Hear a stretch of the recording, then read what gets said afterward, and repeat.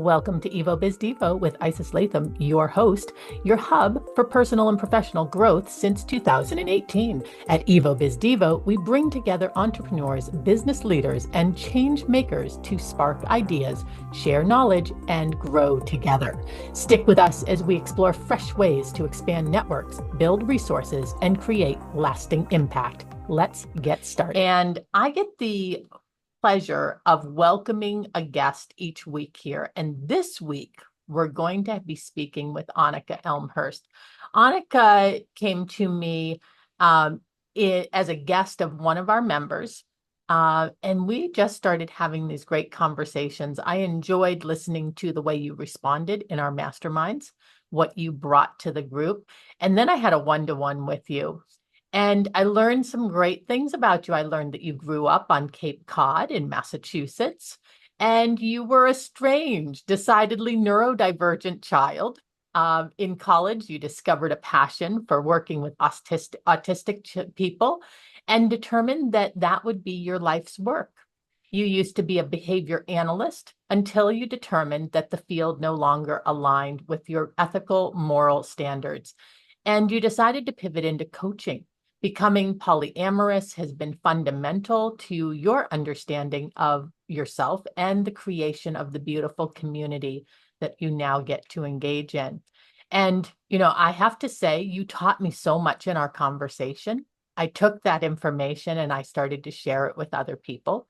I'd never understood what polyamorous really meant. And I think that it's so easy for people who have good intentions, right? They really do want to be a person who sees value in all ideas. And yet we have this little judgmental dial that starts to ratchet up. And it was really interesting having that conversation and kind of witnessing other people's judgment. But then being able to tell them what you taught me, and I'm not going to divulge, I'm going to let you share your own story, but telling them what you told me and realizing as I was saying it, oh, that's really just the beauty of living in community with people and really understanding how you can see and feel and experience value in who they are. So I'm going to turn it over to you. There's so much we want to talk about today. We discussed that maybe the topic should be assessing needs and self-advocacy. Yeah, absolutely. And so in this discussion of polyamory, assessing your needs and being able to advocate for said needs is really key because we don't have a social roadmap for how polyamorous relationships should work out.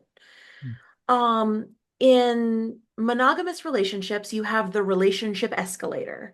Um, where if you start dating someone, you're expected to, barring a breakup, you continue dating them, you move in together, you get married, you have kids, you live your life together. It's the escalator. You hop on and you're just sort of carried up by societal expectations. Mhm.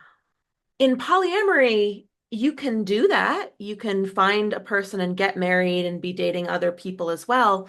But in terms of the map for how those relationships should work, there is none. Um, and anyone who tells you this is how polyamorous relationships should look is probably lying to you. Mm. Um, so it's really important to figure out not just what you need from one person, but maybe what you need in a community sense. What you need in terms of personally, what you need from yourself is really key because it's very easy to say, oh, I'll spend this day with this person and this day with the next person, this day with the next person, and forget that you need to be self-nurtured as well. Actually, you need to be self-nurtured as your primary directive. It sounds to me, and redirect the conversation or me if I'm going down an alley that doesn't seem to fit, that what you're describing is figuring out who you are, what you need, how to satisfy your own needs, and then looking and saying, oh, who are the people that are in my world that might be a part of that satisfaction? Where does Yeah, it turn into how I serve them, or does it? I think it becomes how do I serve them the second you meet that person. Hmm. Or at least it does for me. And I tend to be very externally oriented, very community oriented. I struggle to give to myself as a general rule. So your mileage may vary on all of this, but in my personal experience, being polyamorous just allows me to make the most authentic, natural, genuine connections to another person. Um, because there's no there's no expectations, so we get to set the expectations and I get to say, "Oh, um I have a friend who's a website developer and I've helped them out with like dog sitting and whatnot." And so I said, "Hey, maybe you could help me out with website design." And there's in this community, there's almost sort of a mutual aid perspective on it, where everyone gives as much as they can to the community and then asks the community for what they need in return. And since it's not just one person, since it is a community, it is a network, you're much more likely to get what you need because you're not relying on a single person who might also be in crisis at that moment. Hmm. When you describe community, it brings me visually in my mind back to, you know, I'm sure that it existed long before, but the late 60s, early 70s, I was born into a commune. And that was that communal lifestyle. Is it anything like that, or where it's a tangible structure of living arrangements, or and maybe, and I guess I'm asking you for you, right? Because it's not, you don't know the answer for everybody. Or are you speaking of community in the relationships that occur that build community? Yes. To expand, um, a lot of polyamorous people say that, their ideal is to build a commune and live on it. And I say, maybe pump your brakes for a second. It's not sunshine and roses the way it appears. Um, but there is there is a lot of intentional space sharing that develops. For example, my apartment ceiling fell in twice. And so my partner and his wife said, move in with us for a little bit. And so I lived in their basement for 9 months. Hmm. And there was an element of practicality in terms of we needed to decide which chores were going to be shared. We needed to determine how much was rent, the grocery budget, etc. Um, but that would not have happened if we had not already generated this connection. Hmm. And sometimes I find the network of connections begins to build itself into something. And it's important that when something starts to take shape, everyone in that group needs to be really intentional about what they're bringing to the table and what they want the community and the group to look like. Because if you're just there's value to going with the flow. There's value to saying, I'm just going to appreciate whatever comes up. And also that can be a little dangerous if you don't say, okay, what are our contingencies here? If I break up with this partner, am I going to lose access to all of these friends that I've made? And like that's a problem that I've seen in monogamous relationships where couples break up and it's like deciding who gets what friend in the divorce and it's just it feels terrible for everyone involved. Yeah. And so doing a little bit of intentionality in your relationships on the dyadic and the communal scale is really valuable. Um, I try to have the what will happen if slash when we break up conversation with all of my partners. Um, just to know how do you want us to be Like how can we bring forward our best selves in what will probably be a terrible time for us? Mhm. Do you feel like this has made you a better friend also? I think it has. I think that it's enabled me to somehow it's enabled me to connect more genuinely with the friends that I already have and with the new ones that I'm making. And I can't fully explain because it's so individual again to each of the friends. But for example, my partner's wife, the one whose basement I moved into, um, she and I are incredibly close at this point. She is pregnant with twins, and I'm going to be the godmother. And she and I have built this connection partly because we are in a relationship with the same person. And there's a level of heart to heart connection there which is I recognize this part of you that loves him and I love him too, and he loves you. Therefore, by the transitive property, I think I love you too. Wow. It's and it doesn't happen with everyone. It doesn't need to happen with everyone, but for those people who it happens with, it's really magical. Wow. All right. So you've just shown us this kind of magical side. One of the responses that I got as I was expressing our conversation, I didn't tell them who you were. I just expressed my conversation. Um, and that's a good point, right? What happens here in this space is safe, right? We can have conversations with a group and yet also know that if you didn't want this information shared anywhere else, it wouldn't happen. But I was having a conversation with another woman who I think of as being much more open-minded than me, frankly.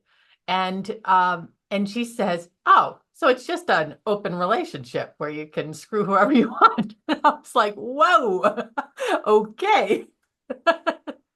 Um, So, like, that's a form of polyamory. yeah. It's not the one that I ascribe to, but it works for some people. And I think that's great that you're willing and able to say, yes, this might exist. It probably does exist. But that you can decide what you want it to look like.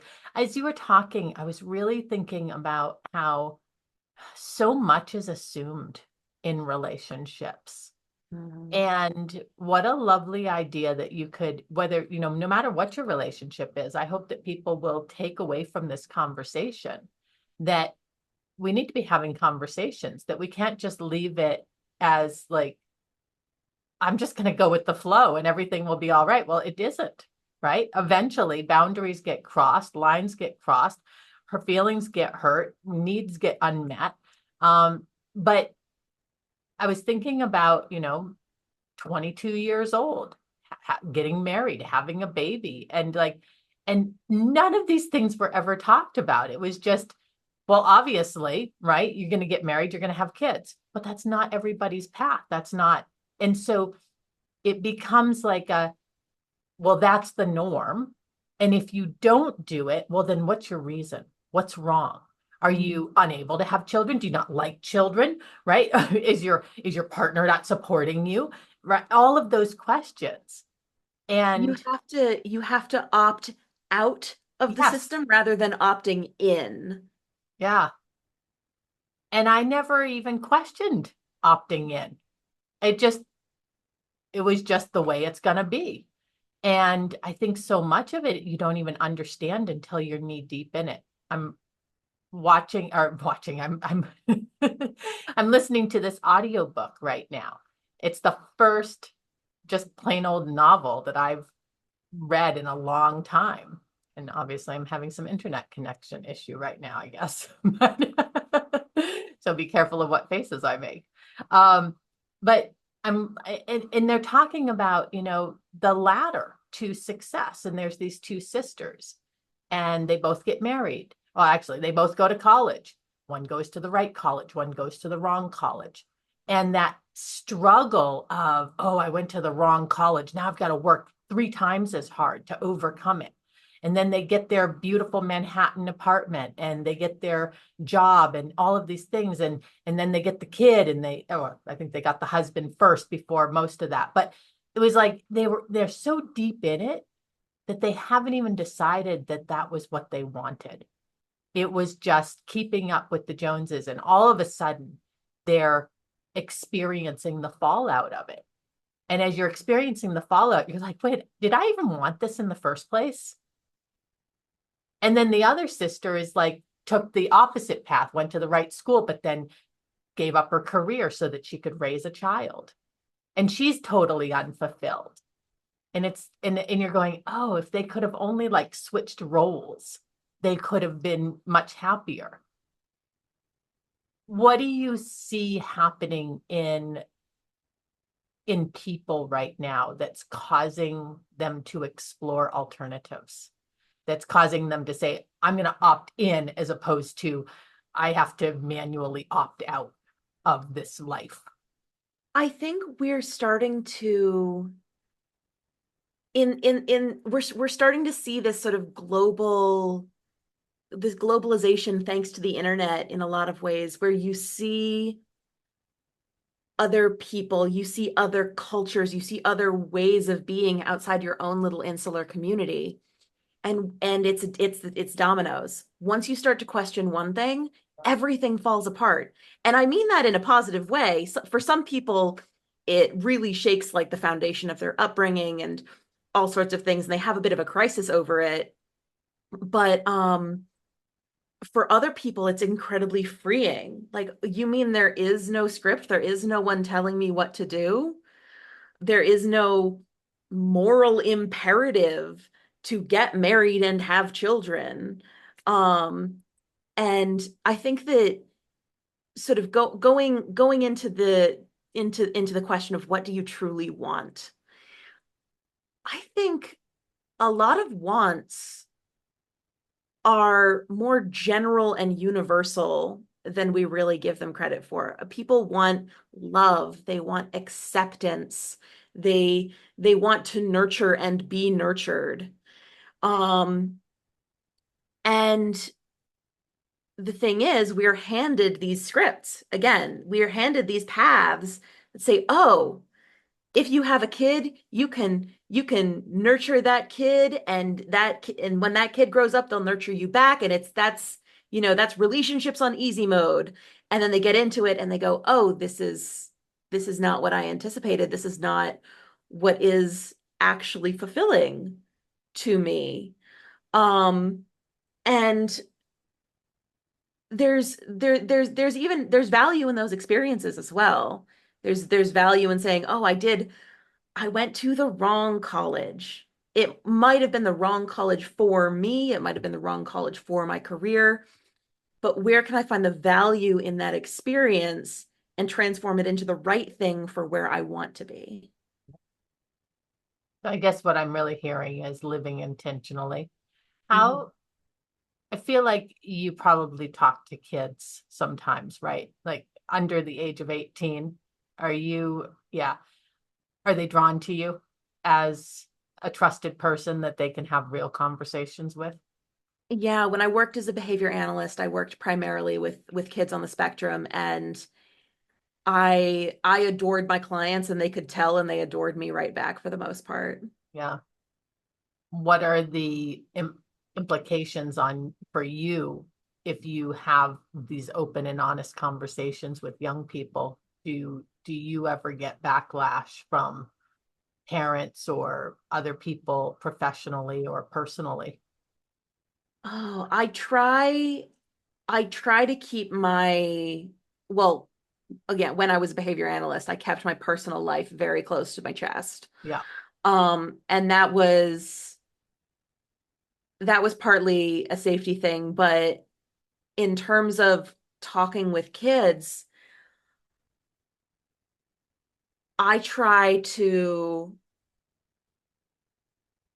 really, really the thing, if I had to name like a universal thing that kids want, it's to be heard. Mhm. And that's universal, I think, for everyone. It's just this desire to be perceived and accepted.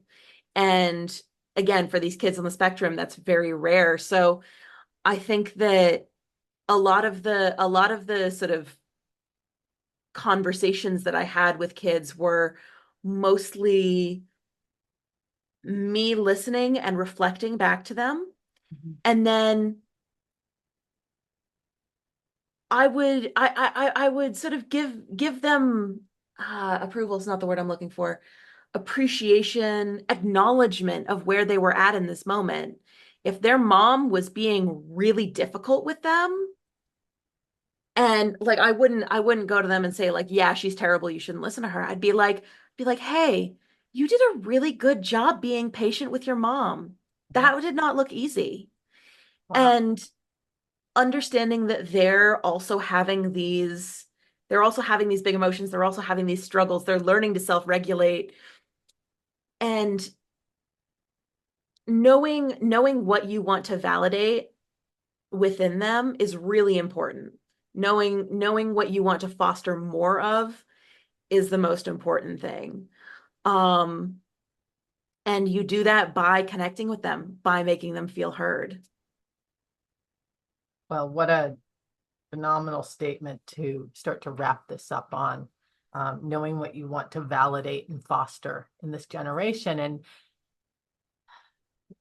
I think when we do that more thoughtfully, they then become better self-advocates. They become better able to assess their needs and ask for what they want.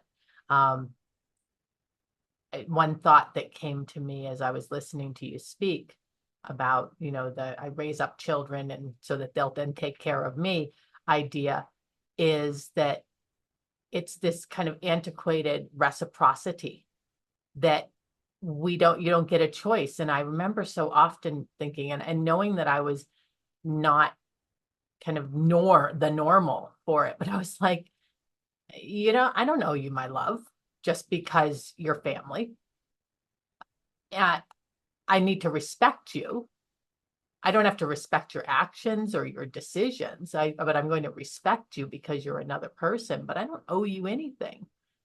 And I think that we're teaching our young people that now, that some of us are, and as a society, some of us are, that, like they don't have to be touched. They don't have to engage in certain types of conversations if it doesn't feel right to them. So I love that you're out there and that you're spreading this message. And for those of you that get to be a part of our mastermind, you're welcome because I think you're going to enjoy it. And if you're listening to this recording and you're thinking, I need to know this woman, how, Anneke, do they get into your world? How do they learn more about you? Maybe they're not ready to jump in and work with you as a coach yet, but they want to be in your space. How do they do that?